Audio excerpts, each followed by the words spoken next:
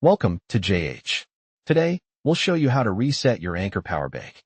If your device isn't charging correctly, is behaving strangely, or simply needs a fresh start, this simple home procedure will help.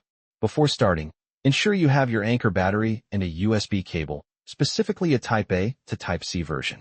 This is typically the one included in the original box. To begin, insert the USB-A connector into one of the power bank's output ports. Next, take the Type-C end and plug it directly into the input port on the same device. You are essentially creating a loop back into the unit, which triggers the internal reset. Once connected, the LED indicators should begin flashing. Maintain this connection for at least 15 seconds, though waiting between 30 and 50 seconds ensures the process is fully complete. After the time has passed, disconnect the cable from both ends.